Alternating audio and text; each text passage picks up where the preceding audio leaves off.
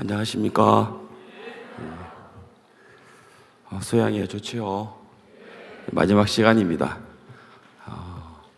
시간마다 여러분들이 이렇게 말씀을 들으시면서 내 생각이 물러가고 또 하나님의 말씀이 마음에 이렇게 세워지는 것 같습니다. 그렇죠? 예, 성경 말씀을 보겠습니다. 성경 여호수아 제3장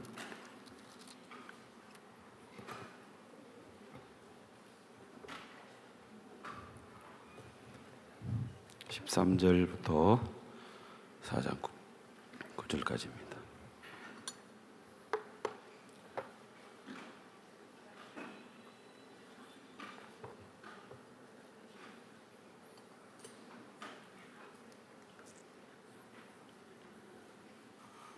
구약 성경 여호수아 제3장 13절부터 보겠습니다. 모니터 볼륨 좀 올려주십시오. 모니터 볼륨 안 들어오고 있습니다.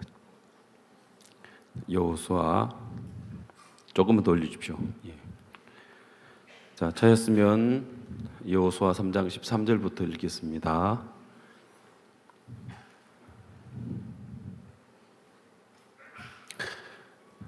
여호수아 제3장 13절.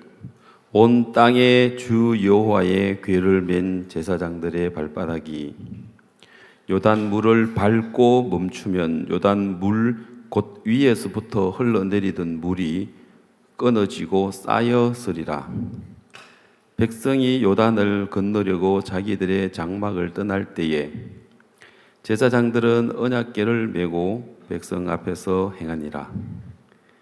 요단이 몸에 거두는 시기에는 항상 언덕에 넘치더라.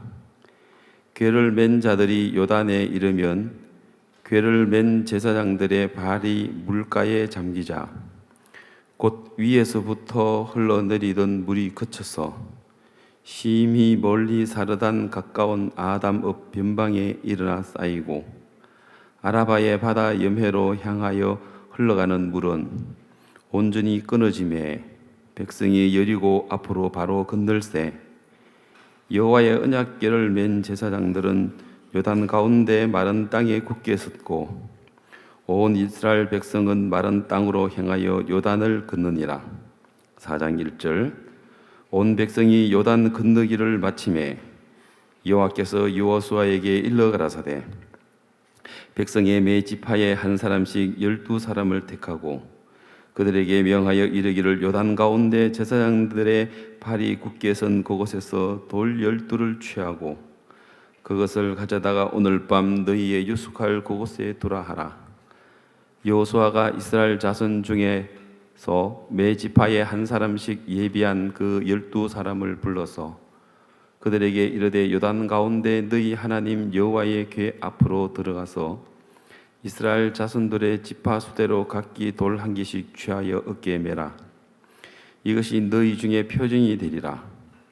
후일에 너희 자손이 물어 가로되 이 돌들은 무슨 뜻이뇨 하거든 그들에게 이르기를 요단 물이 여호와의 언약궤 앞에서 끊어졌었나니 곧 언약궤가 요단을 건널 때에 요단 물이 끊어졌으므로 이 돌들이 이스라엘 자손에게 영영한 기념이 되리라 하라.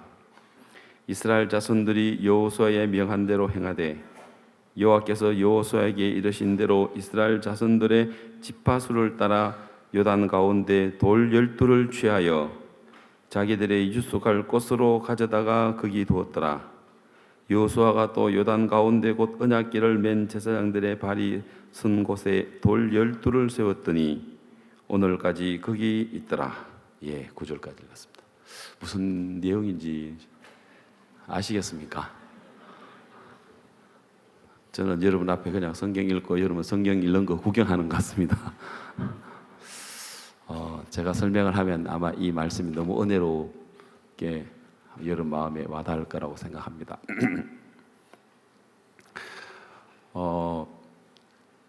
여러분 구원을 받았습니다. 우리가 하나님 은혜로 우리가 예수님을 우리가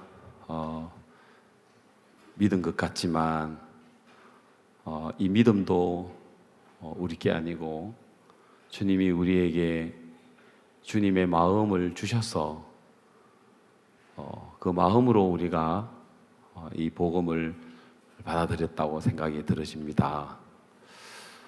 우리가 전도를 해보면 정말 이 말씀이 머리가 좋다고 해서 이게 잘 받아들여지는 것도 아니고요. 우리가 어쩌다가 참 하나님의 은혜를 입어서 이 복음을 받아들였나 하는 그런 마음이 많이 들어집니다. 사실은 이제 구원을 받으면 여러분 대부분 다 구원 받으셨죠? 그리고 또 이번에 수양에 오셔서 또 복음반의 말씀 듣고 개인 규제를 통해서 대부분 이곳에 여러분들이 구원을 받았습니다. 저희들은 이제 해외를 여러 나라를 가보고 또 기독교의 지도자들을 만나서 말씀을 전해보면 그분들이 우리가 전한 이 복음을 듣고 깜짝 놀랍니다.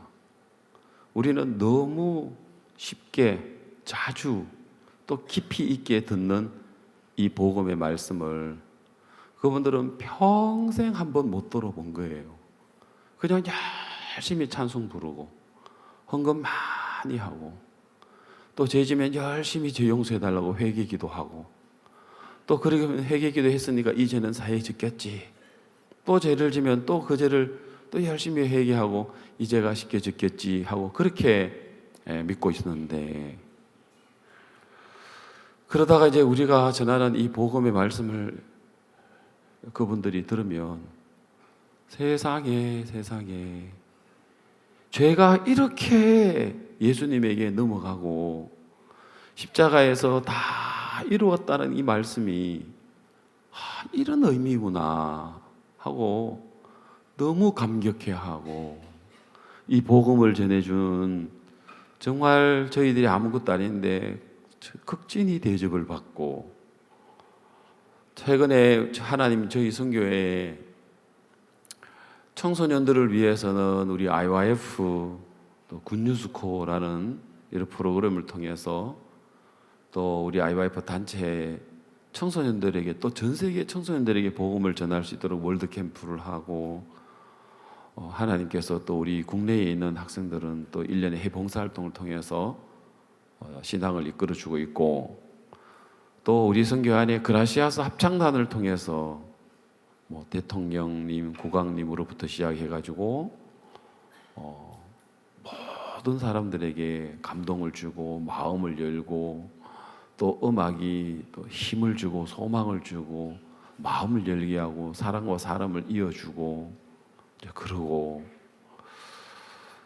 그 다음에 이제 또 마인드 교육이라는 걸 통해 가지고 우리 생각도 못했는데 목사님께서 마인드 교육 이거 한번 해봐라 했는데 이게 또 각 세계의 정부에 또 대학의 교육에 이렇게 영향을 주고 우리 마인드 교육의 세 가지지 않습니까? 깊은 사고력을 가져다 줘서 삶의 지혜를 주고 절제와 자제를 가르치고 그 다음에 강한 마음을 만들어서 어렵고 부담스러운 일을 피하는 게 아니라 그걸 넘고 개척하고 도전하고 이러면서 강한 마음.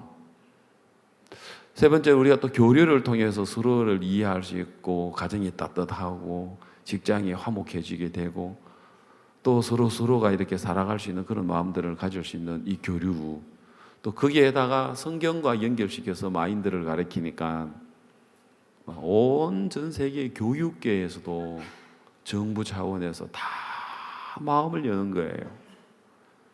그러다가 또 2007년도에 뉴욕에서 CLF 우리 한번 하자. 기독교 지도자들 우리가 한번 모아서 세계 대회를 한번 하자.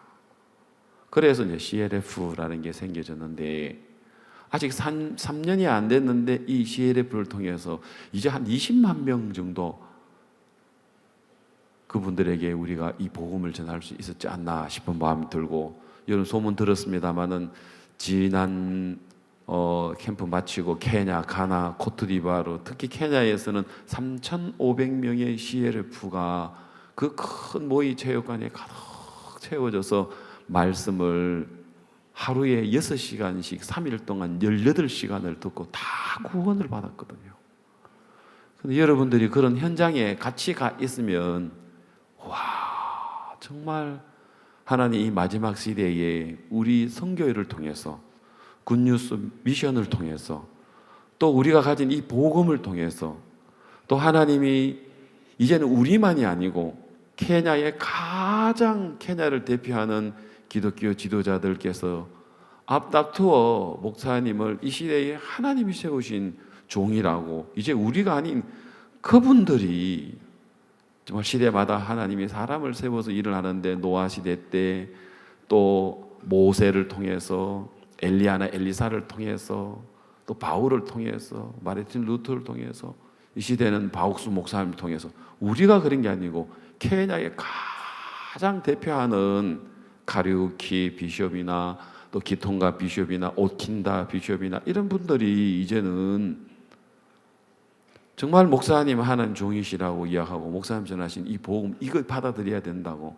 과거에 우리의 이 복음을 핍박했던 분들인데 이제는 온 마음을 열고 한국에 이번 봄에 대진도 집회에 오셨던 존 오킨다 비숍이 자기 교단에 한국에 다녀오셔서 목사님 말씀을 듣고 또 목사님 개인 교제를 통해서 복음을 듣고 이랬던 지금 현재 오순절 교회의 총회장이신 그 존 오킨다 목사님이 자기 교단의 CLF 기독교 그러니까 지도자들 목회자들을 한국의 여름 캠프에 27분을 보냈고 그 비숍들 우리 같으면 이제 지역장 목사님들 정도급 그리고는 이번 캠프에 1000명을 보냈거든요. 그 오킨다 비숍 그 교단에서요. 다 구원받았어요. 그리고 지금은 뭐 케냐의 우리 목사님들에게 자기 교회에 이런 말씀 전해달라고 수백 명이 지금 요청을 하는데 못 간대요. 여러분이 가야 안 되겠습니까? 여기에 여러분들 우리 교회 안에서 신앙생활 2년 이상만 하면 아프리카 같은 데서는 여러분들이 목사님하고도 남아요. 아멘. 진짜예요. 우리가 전하는 이 복음이요. 이 보통 복음이 아니라요. 여러분이 시들하게 얘기해서 그렇지. 예? 그런데 아프리카 같은 데 이런 데 가보면요. 마음이 뜨거워요. 사실 보면. 복음은 없는데 막 노래를 부르고 춤을 추는데도 막 정열적으로. 그래서 이제 우리가 말씀을 전해보면 단 한 명도 조는 사람 없어요. 단 한 명도 손에 휴대폰 가지고 딴짓 하는 사람 한 명도 없어요. 지금 좀 휴대폰 만지다가 깜짝 놀란 사람이 27명이 지금 깜짝 놀랐는데 휴대폰 만지지 마요. 진짜요. 한 명도 없어요. 그것도 아프리카는 좋은 게 기도할 때 이게 좋더라. 이러면 휴대폰 못 만지잖아요. 이거 도입할까 싶은 마음도 들었어요. 또 성경 읽을 때 다 일어서서 또 이렇게 기도할 때 다 일어서 또 손 들고 이렇게 하니까 휴대폰 못 만지잖아요. 다 일어났는데 다.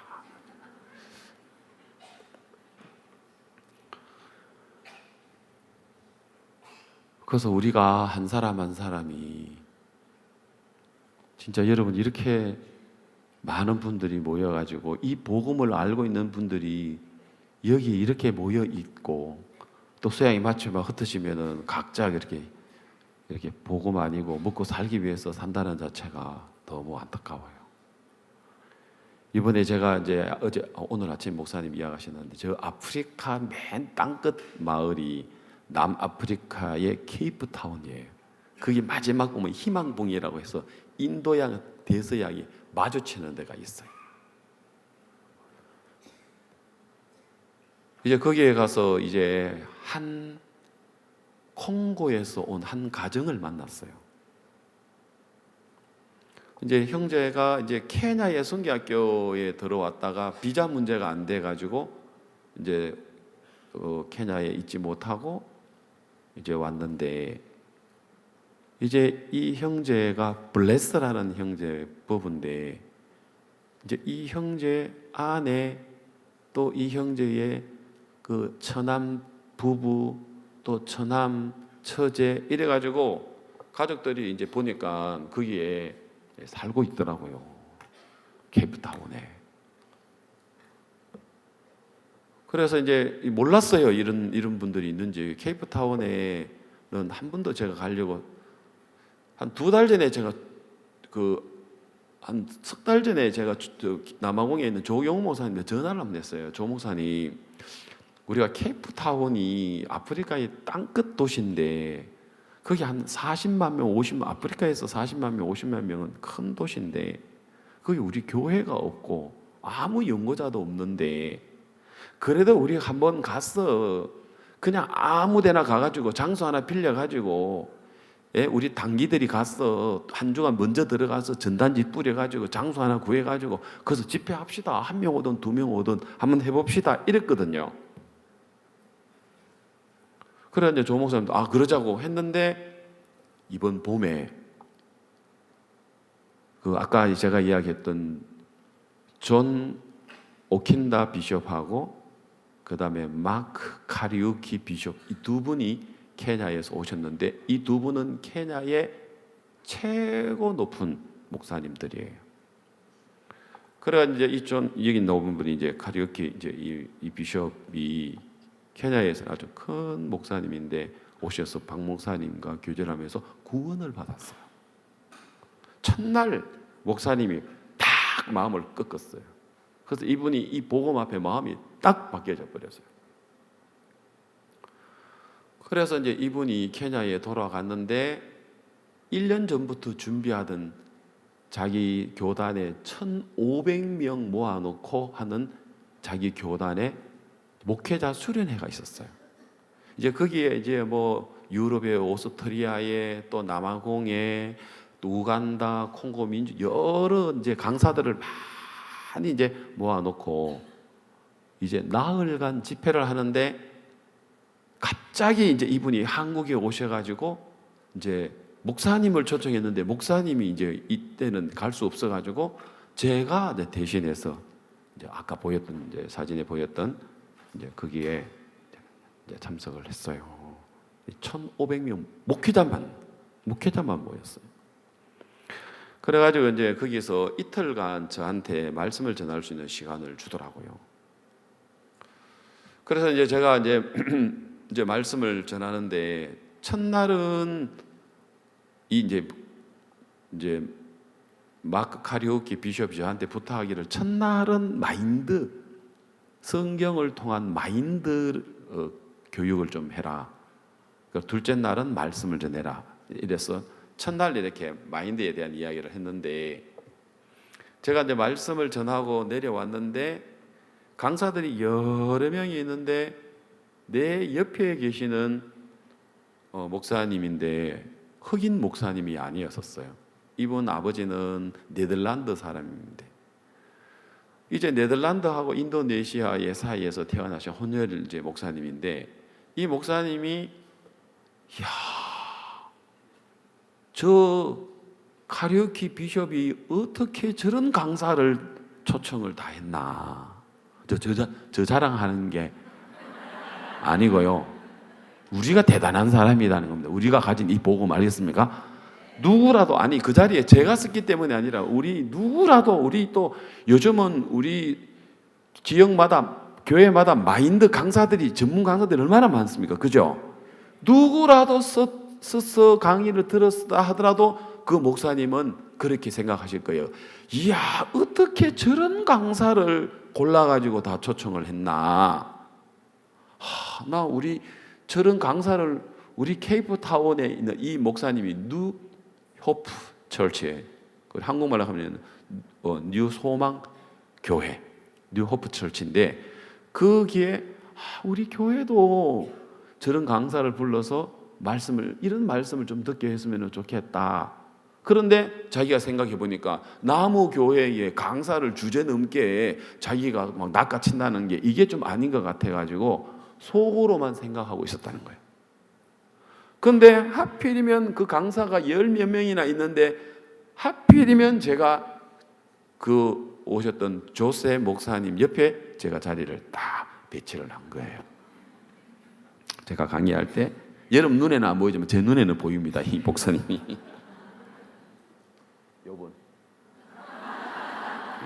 그분입니다. 여러분들은 안 보지만 제일 앞에 앉아가지고 이제 강의를 듣고는 야, 나 저 목사님을 좀 초청했으면 좋겠다. 근데 주제 넘게 자기가 이야기는 할 수는 없어가지고 그냥 가만히 앉아 있었대요. 근데 제가 이제 옆에 인사를 했어요. 이제 난리 났어. 예. 그래서 제가 이제 옆에서 앉아가지고 이제 이야기를 했어요. 이제 앉아가지고 이제 어디서 오셨느냐고 그걸 앉아가지고 이제 이야기를 하면서 이제 이 자리입니다. 앉아가지고 이분이 이제 남아공에서 왔다는 거예요. 그 남아공 어디 가니까 케이프타운이에요. 내가 케이프타운. 아, 나 안 그래도 그거 가려고 했는데. 그러니까 이분이 진짜냐고. 한번 오실 수 있느냐고. 내가 갈 수 있다고. 그래 이분이 눈치를 많이 보더라고. 이제 그 초청한 그 목사님 눈치를. 그래서 오늘 저녁에 행사 마치면 우리 여기가 나쿠루, 케냐 나쿠루인데 나쿠루 우리 교회 목사님 집에 내가 한국 식사를 준비해 놓을 테니까 와서 같이 한국 식사를 좀 하면서 그럼 좀 더 이야기를 합시다. 그래서 이제 이 조세 목사님이 우리 나쿠루 교회를 오셨어요. 오셔가지고 이제 식사를 하면서 이제 우리가 가진 이 복음에 관한 이야기도 하고 이렇게 말씀을 이제 전하면서 이분이 이제 8월 1, 2, 3 우리 케냐 캠프 마치고 한번 와 주셨으면 좋겠다 해서 이제 제가 이제 그곳에 가게 됐어요. 그래서 이제 저희 목사님이 제가 이제 그때가 2달 전이니까 2달 동안에 이제 준비를 한 겁니다. 자기 교회에서 이제 포스타도 만들어 가지고 자기들이 이제 포스타를 만들어 가지고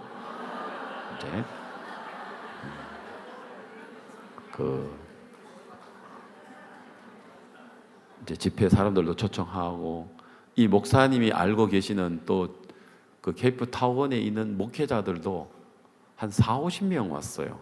오전에는 CLF를 하고 근데 오셨던 그 목사님들이 오전에만 오는 게 아니고 저녁에도 오고 3일 동안 4일 동안 다 참석했어요. 그리고 마지막 날 주일날인데 주일날 자기 오전에 예배 드리고 저녁에 또 이렇게 이제 오셨는데 그래서 이제 그곳에 이제 목요일 날 저녁, 금요일 날 오전은 CLF, 또 저녁에는 집회, 또 오전에는 CLF, 또 저녁에는 집회, 그리고 이제 일요일 날, 일요일 저녁 나흘 동안 말씀을 전하니까 다 복음을 전할 수 있겠는 거예요.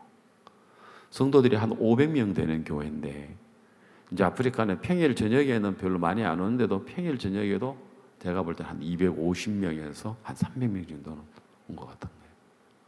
그래서 이제 저녁마다 이제 집회를 하고 하는데 너무 감격스러운 거예요.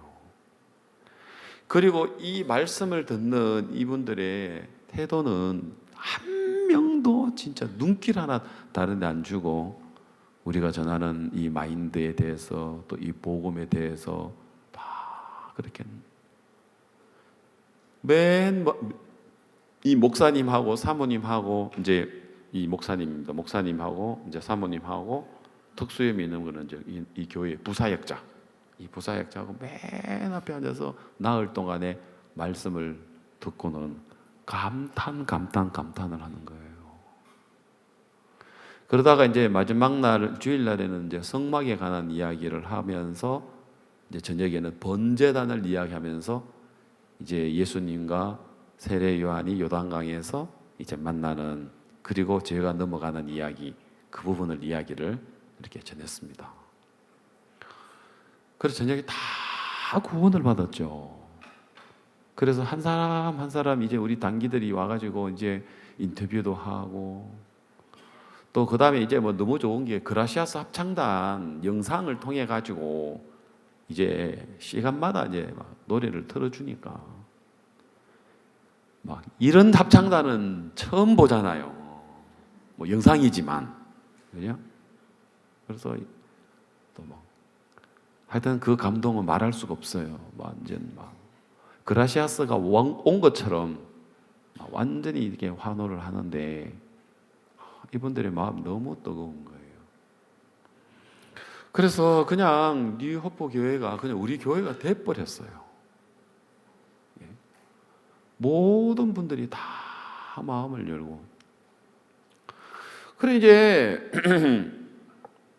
목사님께서 2년 전에 2017년도에 이제 그 가을에 이 목사, 예 목사님, 우리 가을부터는 세계 기독교 지도자들을 우리 서울 대전도 집회에 참석을 시켜서 말씀도 듣게 하고 복음도 전하고 시간마다 그라시아스 합창단 음악도 듣게 하고 우리 형제자매들을 민박을 통해서 또 형제자매들과 같이 마음도 나누고 우리 신앙도 보여주고 또 그리고 우리 대전의 음악학교나 대덕 국제학교를 보여줘가지고 또 그들이 우리 학생들이 어떻게 공부하는 거 보여주고 우리가 그랬으면 참 좋겠다 했는데 이제 벌써 이제 2년 차죠. 이제 2년 차 지내고 3년 차.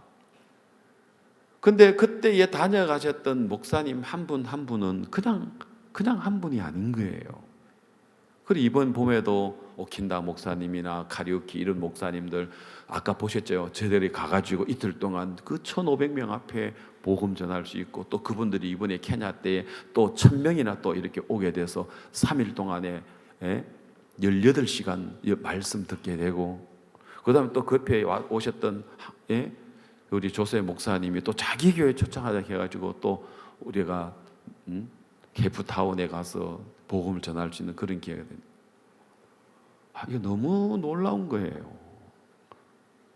근데 케이프타운에 이제 갔는데 토요일 날 저녁에 우리 조경훈 목사님이 아까 제가 이야기하다 말았는데 콩고 민주라는 나라에서 온 케냐의 이제 선교학교 형제가 자기 가족들이 산다는 거예요. 한번 가자는 거예요.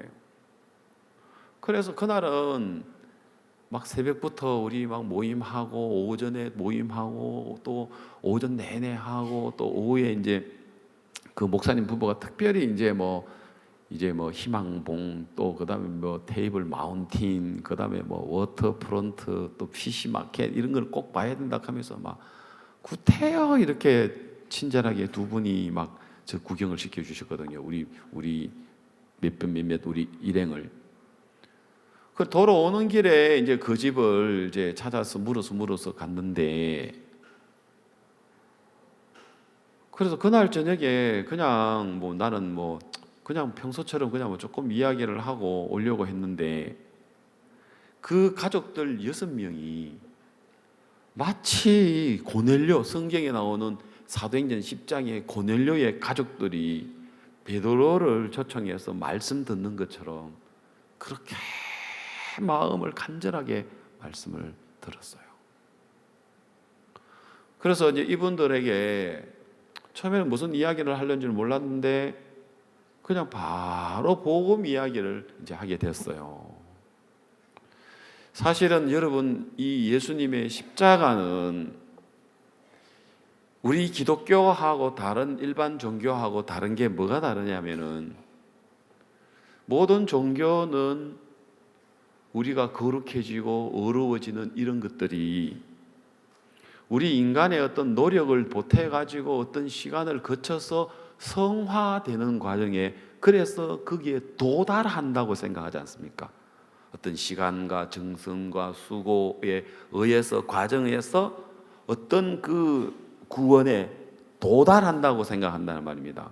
그래서 죄를 안 지어야 되고 또 열심히 선하게 살아야 되고 그런데 우리가 믿는 이 믿음, 이 진리는 우리 어떤 시간과 과정에 인간의 정성과 수고를 보태서 도달하는 게 아니고 우리하고 상관없이 2000년 전에 예수님의 십자가에 의해서 100% 완벽하게 이미 구원이 완성된 것을 우리가 하나님께 은혜를 입어서 우리의 성령이 우리의 마음에 감동 감화를 주시고 그리고 완성되어진 그 사실을 발견하고 믿음이라는 걸 통해서 우리 마음에다가 그것을 받아들여져서 그 하나님의 믿음에 도달되어지지 않습니까? 이 말은 이해가는가 모르겠네. 이해되죠? 그래서 다른 종교는 우리 인간의 어떤 열심과 노력과 정성에 의해서 도달해야 되는 거지만 우리가 믿는 이 진리는 이미 십자가에서 완성된 것을 모르고 있다가 복음을 들으면서 발견하면서 믿음으로 우리 마음에 끌어오는 거지 않습니까? 그 단번에 진화가 아니라 성화가 아니라 창조를 안 믿는 사람이 진화를 믿잖아요. 창조는 하나님의, 이 세상은 하나님 말씀으로 창조됐습니까? 진화됐습니까? 맞습니다. 왜 진화라고 하죠? 머리로 이해하려고 하니까 진화가 나오는 거 아닙니까? 창조는 믿어야 되는 세계잖아요. 아멘. 크게 봐요. 구원의 세계도 마찬가지예요. 누가 성화를 이야기하냐면 단번에 영원한 속죄를 안 믿으니까 나오는 게 뭐냐면 성화예요. 성화하고 진화하고 사촌간이에요. 불신에서 나온 거예요. 맞아요? 예. 그러나 대부분 성화를 믿지 않습니까? 왜? 그게 이해가 되잖아요. 그러나 하나님은 천지를 창조할 때 창조하셨고 우리 죄를 씻어주는 것도 영원한 속죄를 단번에 이루어진 것이기 때문에, 그래서 우리가 믿을 때 이미 완성된 것을 받아들여서 거기서 시작점이에요. 진행해서 도달해야 되는 결승점이 아니라 그 완성이 시작점이라니까요. 이해합니까? 이쪽에는 아멘 아무도 안 하지. 이해가 잘 안 하시는 모양이다. 이쪽 1분단, 2분단, 3분단, 4분, 1분단 아멘 하면 봐요. 아멘. 아, 아멘 할 줄 아시네. 그 여러분 은혜가 되면 아멘을 하시고 물으면 대답을 잘해 주시면요, 설교하시는 사람이 되게 힘이 나고 묻는데도 답도 안 하고 그러면 꼭 여러분은 면접관이고 나는 그때 발표자처럼 이렇게 여러분 채점 하시는 것처럼 그렇게 느껴져요. 대답을 잘해 주셔야 돼요. 알겠어요? 아, 이렇게요? 아, 진짜예요. 예. 그렇게 해주시면은요, 여러분도 좋아져요. 예. 자, 여러분, 아마존 강이라고 해서 브라질에 큰 강이 있는데 강 하류는 워낙 커서 이게 이제 바닷물하고 겹치는 지점인데도 이게 바다인지 강인지 구분이 안 된대요. 그 예화가 있지 않습니까? 어떤 고깃배, 작은 고깃배가 고기 잡으러 나갔다가 돌아오는데 엔진이 고장이 나가지고 그래서 이제 배가 표류하게 된 거예요. 며칠 지내는 동안에 자기가 예상한 시간에 육지에 도달하지 못했기 때문에 이제 물도 없고 먹을 것도 없고 배도 고프고 목말라 이제 죽어가고 있는데 그 선원들이 막 애타게 어떻게 막 엔진은 고장이 나가지고 구호를 기다리고 있는데, 예? 그러고 있는데 이제 큰 배가 지나가길래 막 이렇게 흔들어서 마침 이제 큰 배가 일로 왔죠. 뭐 때문에 그러냐고. 그러니까 제발 좀 물 좀 달라고, 목이 너무 말라서 우리가 죽어가고 있는데 물 좀 달라고 하니까 그 선원들이 그 뭐 물 많은데 그 물 퍼마시면 되지 그러면서 갚버리더래요. 너무 섭섭하고 화가 나는 거예요. 아니 이 바닷물을 어떻게 마시라는 말이야, 이 나쁜 놈들. 그러다가 이제 한 선원이 도저히 못 참겠다, 뭐 바닷물이라도 진짜 뭐 마시고 죽든지 해서 그래서 물을 퍼올려서 마셔보니까 그 물이 뭐였어요? 바닷물이었어요? 강물이었었어요? 강물. 그래서 내가 이제 콩고 민주의 이제 그 가족들한테 이야기를 하면서 이 사람들은 이미 바다가 아니라 강물로 들어왔지만, 그 배는 들어왔지만 그들의 생각은 아직도 뭐예요? 바다라고 생각하니까 강물 위에서 목말라가 죽어가고 있는 거예요. 왜? 생각에서 바닷물이라고 생각하니까. 그런 것처럼 사실은 알고 보면 예수님이 십자가에 못 박힐 때 누구 죄 빠뜨린 사람이 있어요? 누구 미워가지고 니는 이제는 안 씻어줘 한 사람 있어요? 없지요. 유대인들을 600만 명을 아우슈비츠 포로 수용소에 독가스실에 넣어가지고 죽인 히틀러, 그거는 뺐지요? 그것도 포함시켜줬어요. 찰스 다윈, 진화론을 만든 찰스 다윈 때문에, 진화론 때문에 얼마나 많은 사람 지옥 보내는데 그 사람 죄는 빼야 안 되겠습니까? 그래요, 안 그래요? 뺐어요? 다 포함됐어요. 그러면 사실은 죄 때문, 예수님이 십자가에 못 박히지 않으셨으면 죄 때문에 지옥 가는 거 맞아요. 확실히 맞아요. 그런데 예수님이 십자가에 못 박혀 돌아가셨기 때문에 죄 때문에 지옥 가는 사람은 한 명도 없어요. 그럼 왜 지옥 가느냐? 안 믿는 것 때문에. 그래서 죄 중에 제일 큰 죄가 어떤 죄다? 안 믿는 죄라는 거죠. 맞아요? 그래서 예수님이 십자가 못 박힐 때 다 가져갔단 말이에요. 그래서 로마서 4장 5절에 보면은 이를 아니할지라도 경건치 아니한 자를, 혹시 성경 구절 띄울 수 있으면 한번 띄워주세요. 로마서 4장 5절에 보면은 이를 아니할지라도 경건치 아니한 자, 다시 말해 했는 일이 없을지라도, 일을 아니할지라도 또 했는 일이 없을지라도 경건치 아니한 자를, 그냥 막 살아온 사람을, 그 사람을 어렵다라고 하다는 거죠. 또 왜 지워버리나? 어렵다라고 하다는 거죠. 그러면 이 어렵다 하는 이 어렵다는 모든 인간들에게 다 해당돼요. 여기에 빠진 사람 아무도 없어요. 지각했다고 해서 안 빼고 존다고 해서 빼는 건 아니에요. 수양이 안 왔다고 뭐 빼고 이런 것도 아니에요. 자, 여기에는 불교 믿는다고 해서 뺐어요? 그것도 아니에요. 이슬람 믿는다고 뺐어요? 그것도 아니에요. 그럼 여기에 어렵다 하는 이 어렵다는 모든 인간들에게 다 해당돼요. 어렵다 하시는 일을, 그 다음에 믿는 자는, 요 믿는 자는 다는 아니에요. 맞죠? 그래서 그 믿는 자의 그 믿음을 보고 뭐로 여긴다? 의로 여긴다입니다. 하늘나라 갈 수 있는 의, 복 받을 수 있는 의, 건강하게 살 수 있는 의, 이 의, 이걸 만다 말입니다. 어렵다는 다 해당돼요. 그래, 그걸 콩고 민주 아까 6 식구들한테 제가 그 이야기를 했거든요. 그 다음 마르틴 루터 이야기를 좀 짧게 해줬어요. 마르틴 루터는 1517년 9월 30날, 이제 지금부터 약 500년 전이죠. 이 마르틴 루터는 캐톨릭의 신부였습니다. 그리고 신학 박사였고요. 그리고 그는 독신으로 경건한 삶을 살기 위하여 수도사 생활을 했습니다.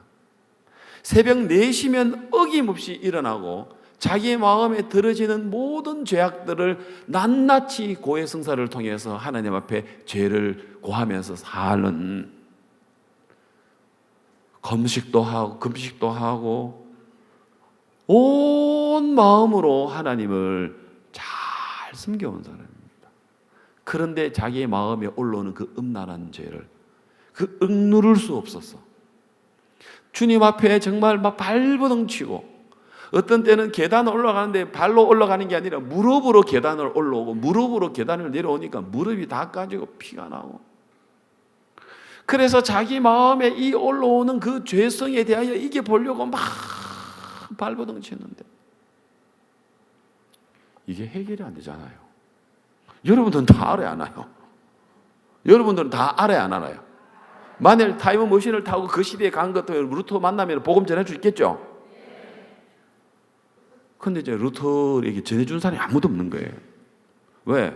그 예수님, 사도행전에 예수님의 제자들에 의해서 복음을 전하다가 기독교 박해가 있어지고 콘스탄틴 황제가 기독교 박해 금지령이 해제가 되면서부터 극도로 타락이 되어져서 약 1200년 동안 암흑의 이 시대에 들어갔단 말입니다. 이 캐톨릭에서 이 복음이 전해지지 않는. 그러고 있다가 이제 마르틴 루터가 이제 종교개혁을 일으키죠. 그래서 한 번은 막 그날도 막 기도하고 하나님 앞에 죄를 고하고 막 이 죄의 문제를 해결하려고 막 하다가 너무 가슴이 답답해가지고 바깥으로 탁 뛰쳐나갔대요. 이제 그 마당에 예수님의 성상이 이렇게 있는데 루터가 손가락을 지나면 예수님, 당신 도대체 누구를 위해서 십자가에서 그 고통을 당하셨습니까? 그래 외쳤는데 자기 마음에 네 죄 때문이지. 그러면 내 죄 때문에 예수님이 그 큰 고난을 받으셨는데 또 내가 내 죄 때문에 내가 또 이렇게 고통스럽게 이 죄의 문제를 해결해야 되는, 이건 뭡니까? 그러면 십자가에서 이거 해결이 덜 된 겁니까? 막 따졌죠. 그런데 하나님이 마르틴 루터의 마음에 성경 구절 하나를 주셨어요. 그게 로마서 1장 17절. 복음에는 하나님의 의가 나타났어. 완성된 십자가에서 우리를 완벽하게 구원한 그 구원이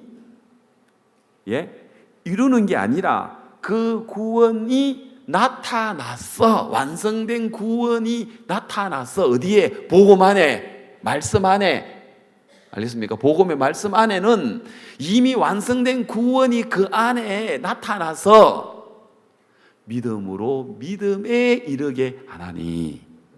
아까 그게예요. 의롭다 하시는 이를 믿는 자에게는 그 믿음으로 의로 이기시나니. 그처럼 완벽하게 이루어진 그 복음이 지금까지 인간의 노력에 의해서 이걸 이루려고 하다 보니까, 이루려고 하다 보니까 이게 안 받아들여진 거예요. 그래서 로마서 10장 2절에 저희가 하나님께 열심히 있으나 성경의 올바른 지식을 쫓는 게 아니고 말씀을 쫓는 게 아니라 하나님의 의를 모르고 자기의 의를 세우려고 힘써 하나님의 의를 복종치 아니했다 하는 말이 로마서 10장 2절 3절이 나온단 말입니다. 한번 띄워주면 좋은데 이때 로마서 10장 2절. 저희가 하나님에 대한 열심히 있으나 지식을 쫓는 것이 아니라 하나님의 의를 모르고 자기 의를 세우려고 힘써 하나님의 의를 복종치 아니한 결과가 된 거예요. 누가? 마르틴 루터가. 자기가 금식하고 수도사 생활하고 신부로서 신학 박사로서 연구하면서 이 죄를 씻으려고 했는데 안 되는 거예요. 그런데 어느 날 이게 나하고 상관없이 예수님으로 말미암아 이게 완성되어져 있었는데 그 복음 안에 나타나 있는데 그걸 믿음으로 그날 받아들이죠. 1917년 9월 30날. 그리고 마르틴 루터가 거기서 이제 깨닫는 거죠. 이 복음반에서 이 말씀 전해줄 때 이미 우리의 죄가 2000년 전에 예수님이 다 넘어갔네. 그리고 세상죄를 지고 한 하나님의 어린 양 대신 예수님이 십자가에서 다 이루었네. 그리고 3일 만에 부활하면서 우리를 의롭다 하셨네. 그런 것처럼 루터는 가르쳐 준 사람이 없어가지고 혼자 막 발부둥 치면서 몸서리 치면서 발견한 그 복음을 여러분은 수양에 오셔가지고 너무 쉽게 휴대폰 만져가면서 졸아가면서 그래서도 복음을 들을 수 있도록 받을 만큼 우리 선교 안에 진짜 그러면 안 되는데도 그래도 받을 수 있을 만큼 여기에 이렇게 분명한 복음이 여기 있단 말입니다. 다른 데는 없어요. 있다 해도 이렇게 가르치는 게 수양의 복음반처럼 이렇게 가기 쉽지 않고요. 제가 세계 여러 나라를 가가지고 만나봐도 없더라고요. 이런 복음을 전하는 사람들이요. 얼마나 놀랍습니까? 그래가지고 제가 그걸 이제 전해줬어요. 그래가지고 이제 이 복음을 이제 이야기했는데 이 가족들 6명이 다 구원을 받은 거예요. 그날. 아멘. 그리고는 그 다음 일요일 날 내가 뉴 호프 철치에서 말씀 전하니까 그걸로 오라 했어요. 그 가족들이 그걸로 다 왔어요. 그래 말씀 마치고는 또 이제 그 교회에서 또 테이블에 앉아가지고 또 개인 교제하고 만나가지고 또 이제 복음을 확신을 했는데 그 블레스라는 형제 처남이 락이라는 사람인데요. 이제 이 락이라는 사람인데 이 사람이 그날 구원 간증을 하는데 너무 은혜로웠어요. 그래서 제가 한번 읽어드릴까요? 글을 한번 읽어드릴게요. 그 구원 간증하는 것 중에서 이제 한 일부 내용인데 이렇게 이야기하더라고.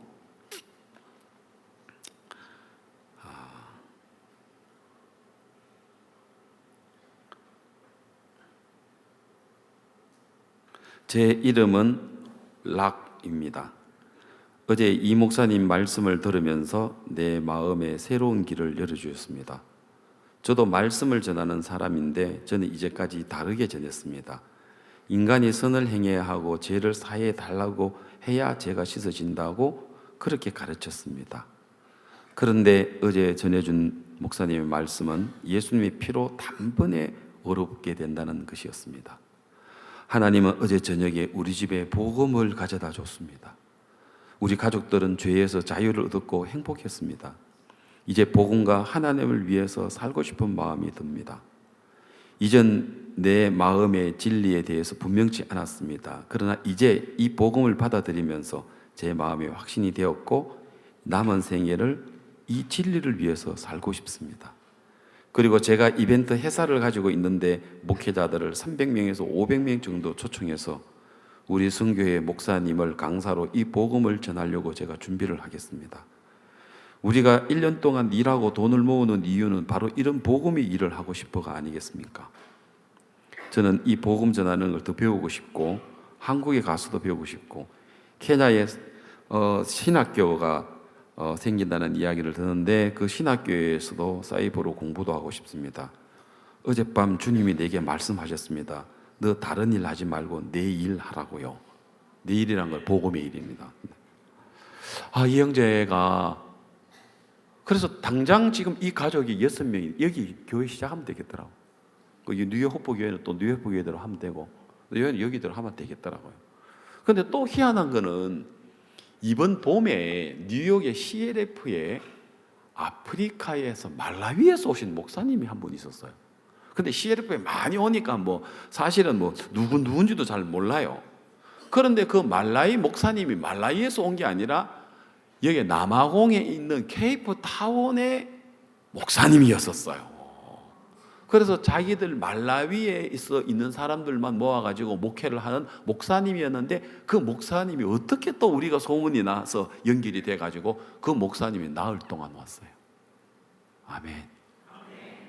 그리고는 제가 못 갔으면 저는 시간이 없어서 그래가지고 우리 홍인기 목사님이 그 길을 가셔가지고요 집회를 해가지고 또 그 가족들이 또 그 교회 사람 또 다 구원받았어요. 아멘.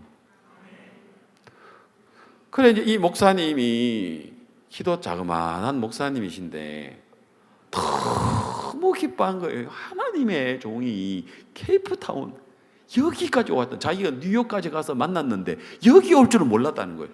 목사님은 자기 때문에 온 게 아니고 뉴 호프 처치 때문에 왔는데 나 때문에 왔다고 막. 그래 이 가정이 또 연결이 됐어요. 우리 단기들이 일주일 동안 무전전도 여행을 조경훈 목사님 보냈어요. 그래서 무전전도 여행인데 첫날은 차에서 갔대요. 그 둘째 날에는 어느 65세에 요즘 65세를 할머니 카면 할머니가 맞지만 좀 65세 된 젊은 할머니를 만났는데 그 할머니가 다 자기 집에 오라는 거예요. 자기 집에. 그래가지고 단기 중에서 여자애들은 거기에 가서 일주일 동안 지냈는데 이 할머니가 또 이제 뉴호프 처치에서 나흘 동안 한 번도 안 빠지고 오고 그 다음에 자기 아들하고 또 며느리하고 손자들도 데리고 그 집회에 와서 또 구원을 받은 거예요. 근데 알고 보니까 이 아들하고 또 이 며느리는 우리 또 뭐야 요하네스버그에 있는 또 우리 조경호 목사님 걔는 그쪽에 산다고. 그래 이 할머니가 연결이 된 거예요. 그 다음에 또 이제 우리 단기들이 또 이렇게 다른 또 단기들은 어느 장로님 집에서 또 일주일 동안 지냈대요. 그 무전전도행한테 차에서 지낸다는 거 알고. 그래서 그 장로님이 왜 집에서 지내야지 왜 차에서 지내냐고. 또 그 장로님 부부가 또 우리 학생들에게 집을 제공해 줬는데 알고 보니까 또 누협포교회 장로님이었었어요. 그래가지고 그분들도 따로 와가지고 복음을 더 깊이 전해가지고 이제 이분들도 구원을 받고 너무 기뻐하게 됐어요. 그 다음에 또 이제 그 뭡니까 그 부룬디에서 성기학교 형제가 도망을 갔는데 도망간 줄 알았지만 어디 도망간 줄 몰랐는데 알고 보니까 케이프타운에 와 있더라고. 그래 어떻게 또 만났어요. 그래가지고 또 그 형제 부부하고 또 다른 또 부룬디에서 온 형제하고 세 명이 또 연결이 또 된 거예요. 그래서 우리는 케이프타운에 그냥 가려고 생각도 안 했는데 하나님이 길을 열어주시는데 보니까 그게 뉴호프 교회에 그래요. 우리 그 조세 목사님 그 사모님은 또 사모님도 목사님이신데 너무 또 오라고 그래서 내가 이제 이번 가을에 대전도 집회 하는데 목사님 부부 오라고 그랬어요. 이제 그래서 이 목사님 부부가 이제 가을에 이제 서울 대전도 집회만 다 오면 이제 모든 게 끝나겠죠. 그래서 이제 우리 그라시아서 진짜 보고 목사님 말씀 듣고 또 목사님 만나고 우리 선거 그러면 그냥 뉴호프 타운에 그냥 케이프 타운의 뉴호프 교회가 그냥 우리 교회가 되는 거예요. 통째로. 맞아요, 안 맞아요? 또 여기는 목사님이 너무 좋은 게 뭐냐면은 이 목사님은 교단에 속하지 않고 독립교회예요. 어디에도 간섭 안 받아요. 독립교회. 이 목사님이 기척한 교회예요. 그래서 이제 하나님께서 참 이렇게 놀라웠게 준비를 다 해놨는데 우리는 안 된다고 생각하고 못한다고 생각하고 여러분 이야기 들어보니까 우리가 잘해서가 아니잖아요. 내가 잘해가지고 뭐 어떻게 내가 남아공의 케이프타운의 목사님을 찾아다닌 것도 아니고 하필이면 내 옆에 그분을 앉게 했고 그분 마음에 나를 초청해서 말씀을 들었으면 좋겠다는 그 마음을 넣어줬고 그래서 그 길을 갔었고 거기에 가서 나흘 동안에 집회를 하게 되고 마음 다 열게 되고 또 거기에 콩고 민주 만나게 되고 부룬디에서 만나게 되고 또 말라위 목사님 만나게 되고 또 그곳에 또 무전도하면서 할머니 만나게 되고 또 아들 딸 아들 며느리 또 만나게 되고 그러면 하나님이 케이프타운에 일하시는 것이 여러분 보이지 않습니까? 이건 우리가 하는 게 아니에요. 우리는 시도만 하면 돼요. 그릇만 내딛으면 돼요. 신앙은 자동문처럼 우리가 열려고 노력하는 게 아니라 자동문 가까이에 서면 자동적으로 열려요. 그러나 열리면 들어가야지 하면은 죽을 때까지 안 열려요. 알겠습니까? 그 자동문 앞에 센서 장치가 있어가지고 요즘은 센서가 아주 센스티브 해가지고 멀리서라도 이렇게 문이 열리지만 처음에 자동문 나올 때는요 센서가 약해가지고 그 문 앞에까지 가야지 이게 막 유리 데일 만큼 가야 문이 열렸었어요. 그래서 시골에 오신 어느 할아버지가 자동문이 있는 회사에 와가지고 저 문이 열리면 들어가려고 하니 문이 닫히고 들어가려고 하니까 문이 닫히고 그분은 몰랐죠. 문 앞에 서면 열리는 줄. 신앙이 그렇고 주의 역사가 그렇더라고요. 이건 우리가 하는 게 아니에요. 여러분 저는 오늘 여러분 이 여호수아 3장 4장을 길게 읽었는데 이게 무슨 이야기인지 이제 설명을 할게요. 잘 들어보세요. 여러분 이스라엘 백성들은 430년간 애굽에 종살이를 했어요. 그런데 그들이 애굽은 세계 최고의 국방이 튼튼한 나라였고 군대가 있는 나라였고 특별병거 600성이 있는 나라였고 이스라엘은 노예였고 군인도 무기도 전쟁할 수 있는 조건이 하나도 없어요. 그런데 그들이 430년이나 종살이를 하다가 나올 수 있었던 것은 두 가지입니다. 그들이 문에다가 피를 뿌리고 맞죠? 양을 잡아서 피를 뿌리고 그 다음에 그 안에 들어가서 양고기도 먹지만 뭘 먹냐면 누룩 없는 떡을 먹어요. 두 개라고 생각하면 돼요. 이스라엘이 애굽에서부터 해방을 받을 수 있었던 것은 이스라엘이 한 건 두 개예요. 양의 피를 뿌리고 집안에서 누룩 없는 떡 먹었고 이게 유월절 어린 양이고 무교절이에요. 그래서 무교절이라고도 하고 유월절이라고 하고 유월절이라고도 무교절이라 하는, 그때 하나님은 그날 밤에 천사를 보내서 애굽에 있는 모든 남자들을 다 죽이죠. 그래서 이제 이스라엘 백성들이 애굽에서 나오게 되는 그런 놀라운 역사가 있어요. 그래서 하나님이 이스라엘 백성들에게 유월절 피 뿌리는 거, 무교절 누룩 없는 떡 먹는 거, 이 떡이라는 것은, 떡은 예수님의 몸을 가리키지 않습니까? 떡은 다른 이름이 무슨 의미냐면 이겼다는 의미거든요. 그래서 이스라엘 백성들이 떡을 먹고 피를 뿌리면서 애굽에서 나올 수 있었고 애굽 군대를 이길 수 있었어요. 누구 때문에? 예수님 때문에. 이걸 기념하라 말입니다. 이걸 기념하기 위해서 예수님께서 잡히시던 날 밤에 12명의 제자들을 불러놔놓고 떡을 주고 포도주를 주면서 유월절 무교절처럼 그걸 기념하는, 예수님의 피와 예수님의 몸을 기념하도록 했단 말입니다. 그래서 지금 오늘 우리도 지금 성찬식 할 거죠? 성찬식 할 건데 이 성찬식에 이 떡, 예수님의 몸, 바로 예수님으로 우리는 죄를 이기고, 예수님으로 심판을 이기고, 예수님으로 사망을 이기고, 예수님으로 형편을 이기고, 예수님으로 죄를 이기고, 예수님으로 부담을 이기고, 예수님으로 절망을 이겼단 말입니다. 그래서 그걸 기념하는 거예요. 내가 떡을 먹으면서 이 떡 대신 예수님으로 나도 이겼다. 나는 못 이겼지만 예수님이 이긴 그 이기 내 이깁니다. 이 떡 먹는 거는 내가 이겼다 이 말이에요. 이김을 먹었다 이 말이에요. 그래서 나도 이겼다 이 말이에요. 그리고 포도주를 마시는 것은 이 피로 우리의 죄를 씻어 주셨고, 이 피로 말미암아 우리가 사망을 이길 수 있었다. 예수님의 피를 기념하는, 이거 기념하라 했지 않습니까? 그래서 이제 이스라엘 백성들 애굽에 나왔죠? 대답해봐요.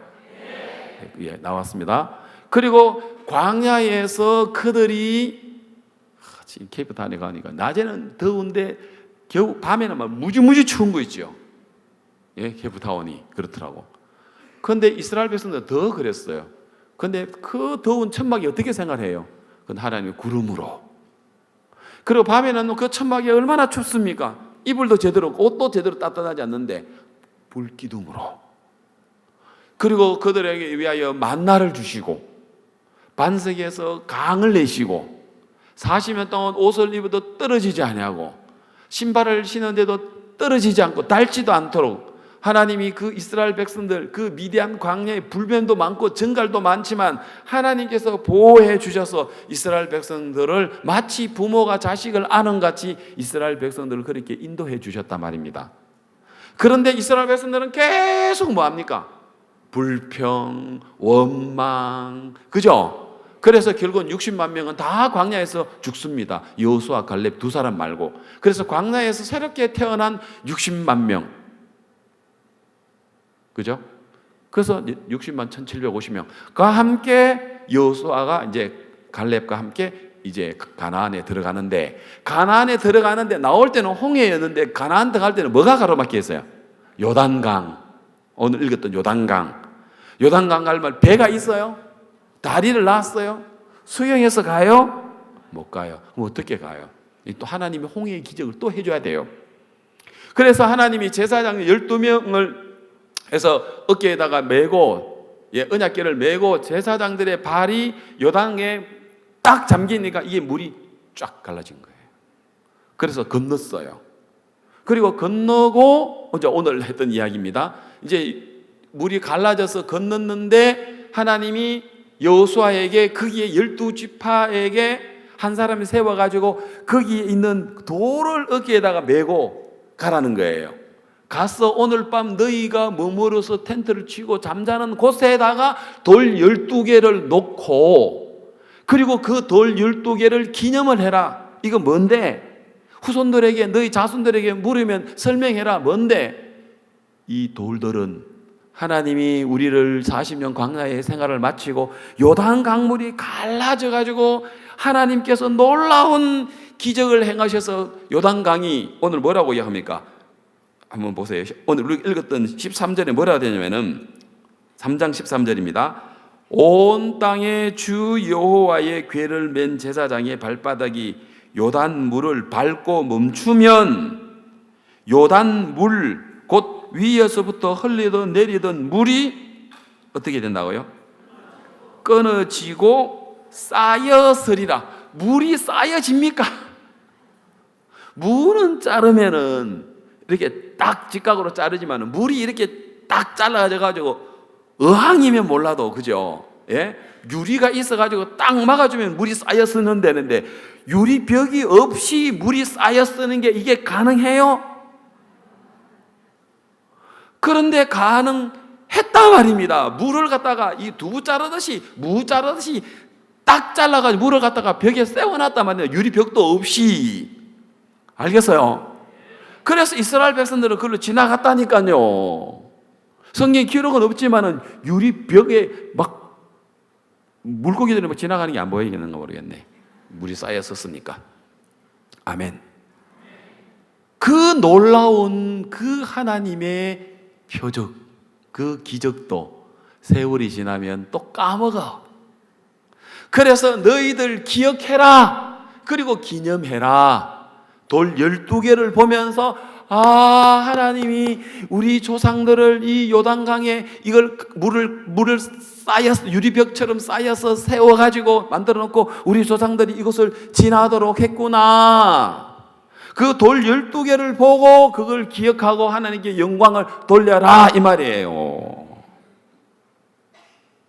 그리고는 또 한 번 더, 너희들이 지내고 있는 그곳에만 아니라 너희들이 물이 갈라선, 지금 요단강 물이 갈라져 있는 거기에도 돌 12개를, 거기에도 12개를 내놔라.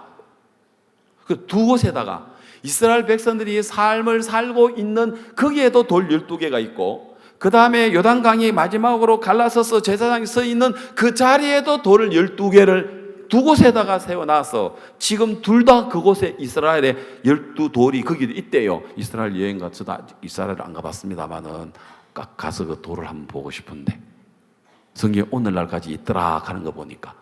그 다음에 하는 이야기가, 자, 오늘 안 읽었습니다만은 이렇게 나옵니다. 19절, 4장 19절에 정월 10일에 백성이 요단에 올라와서 여리고 동편 지경 길갈에 진침해 여호수아가 그 요단에서 가져온 돌 12를 길갈에 세우고 이스라엘 자손들에게 일러 가로되 후일에 너희 자손이 그 아비에게 묻기를 이 돌이 무슨 뜻이냐 하거든 너희는 자손에게 알게 하여 이르기를, 시작, 이스라엘이 마른 땅을 밟고 이 요단을 건넜음이라. 너희 하나님 여호와께서 요단 물을 너희 앞에 마르게 하사 너희로 건너게 하신 것이 너희 하나님 여호와께서 우리 앞에 홍해를 말리시고 우리로 건너게 하신가 같았나니. 자, 24절, 이는 하나님이 요단강을 갈랐고 돌 12개를 길갈에다가 세워서 그걸 보고 기념하게 하는 이유는 땅의 모든 백성으로,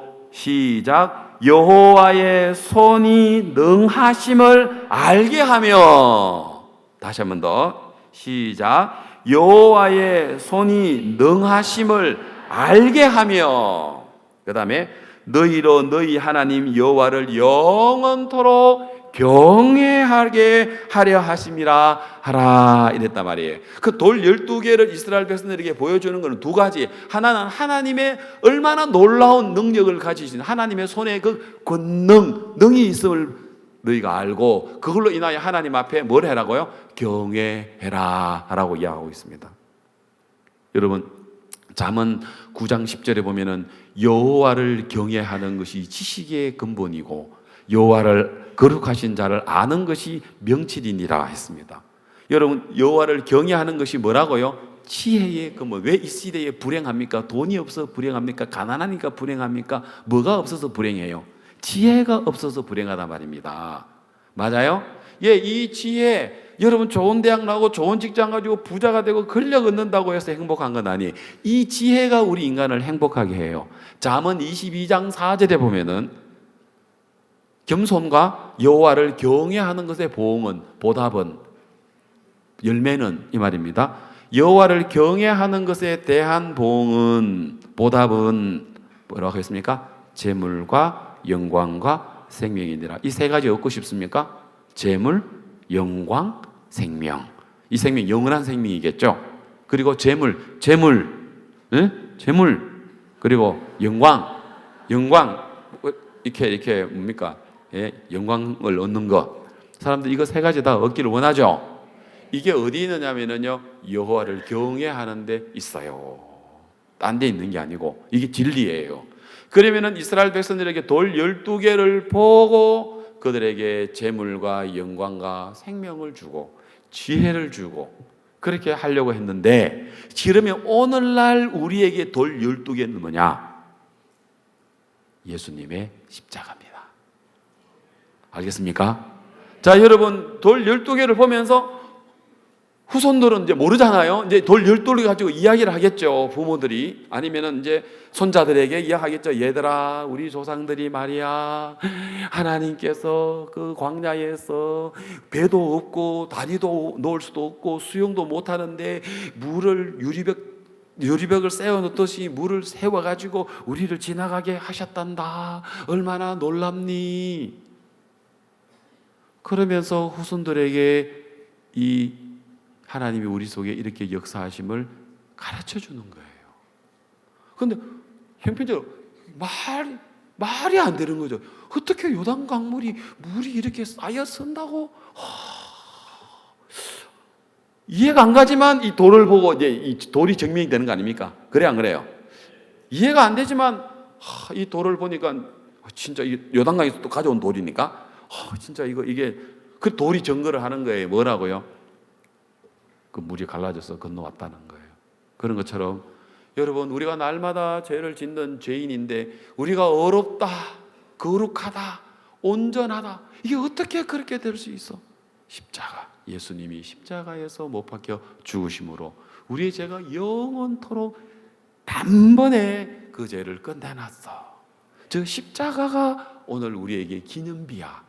저 십자가를 통해서 우리 죄가 끝났구나. 저 돌을 보면서 요단강이 갈라졌구나. 저 십자가를 통해서 내 죄가 끝났구나 하는 그 사실을 기념하게 하시기 위해서 오늘 우리 마음에 돌 12개를 이스라엘 백성들의 길갈해 주듯이 우리 마음에도 예수님의 십자가를 주셔서 십자가로 나를 영원히 온전케 하셨구나.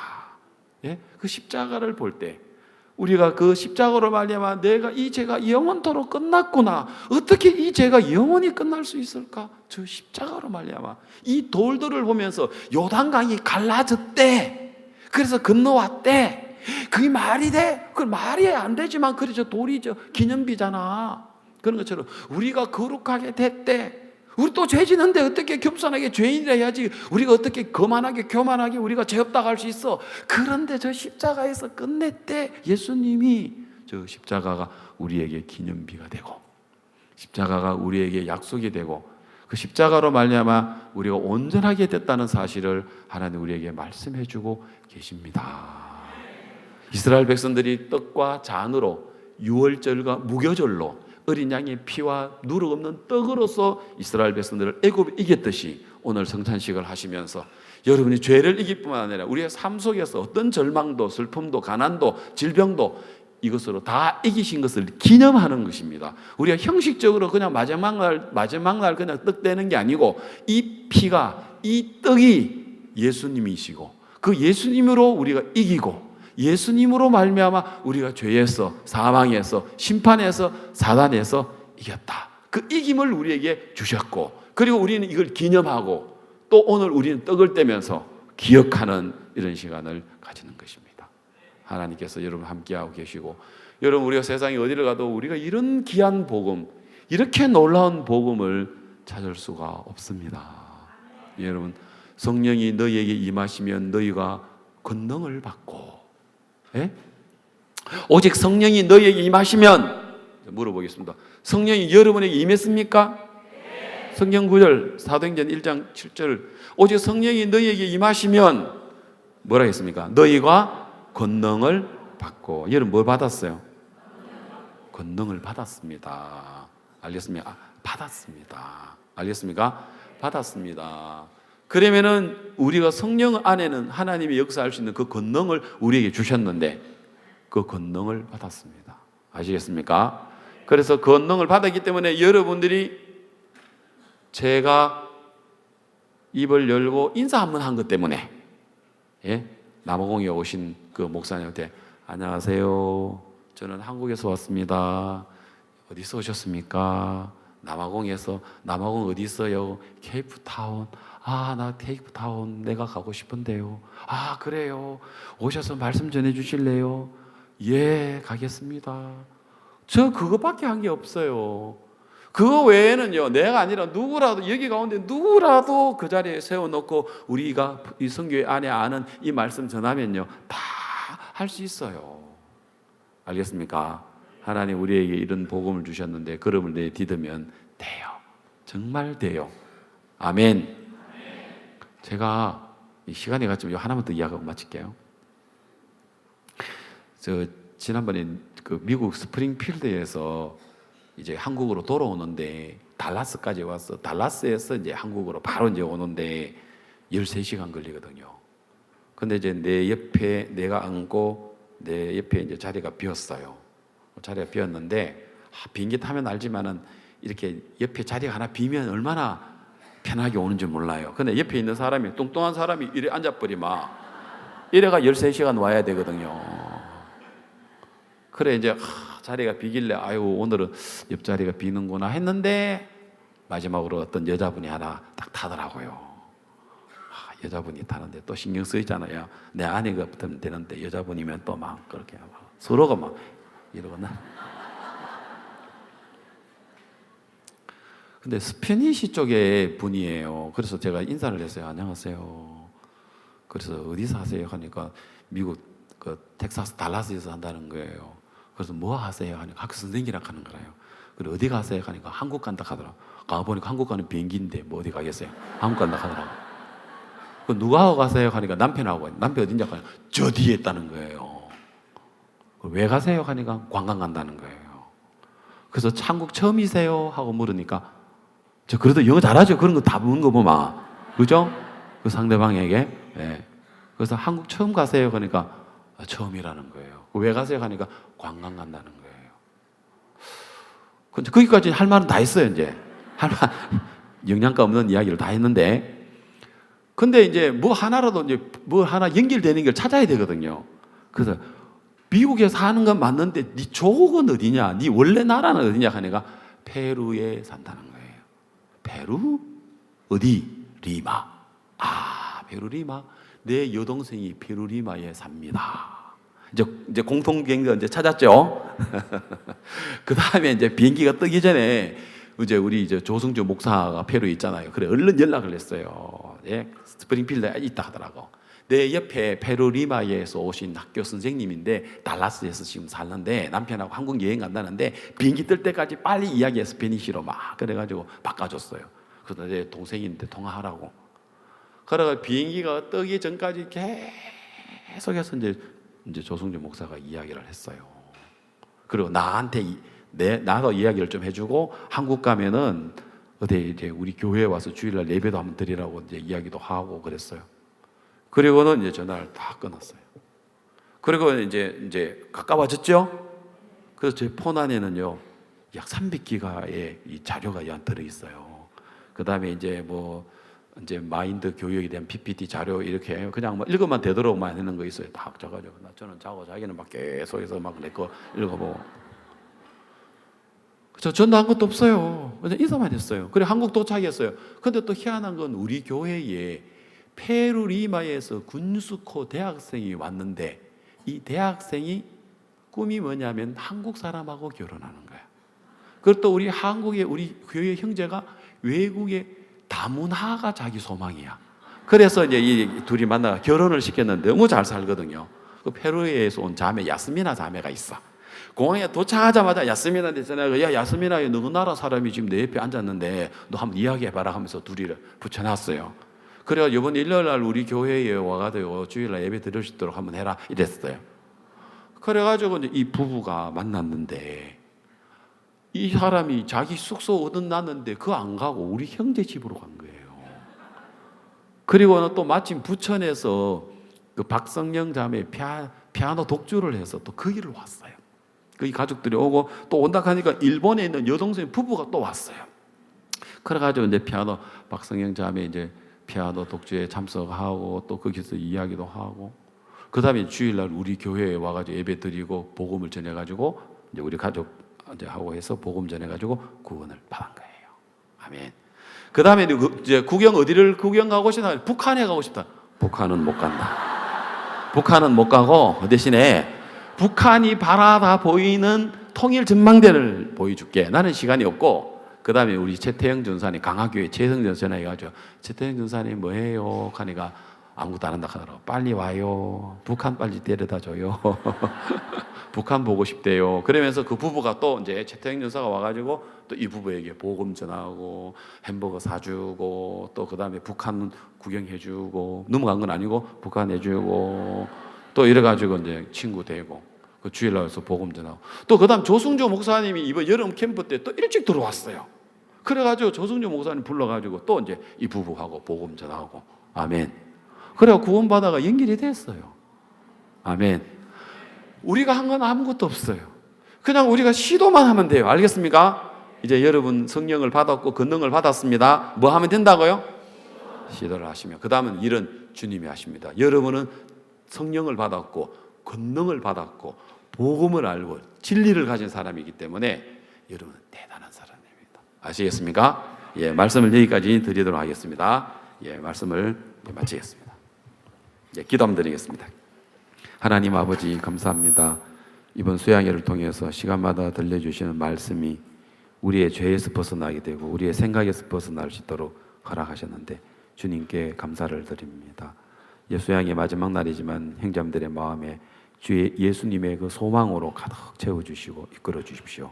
우리 주님께 영광 돌립니다. 예수님 이름으로 기도드리옵나이다. 아멘.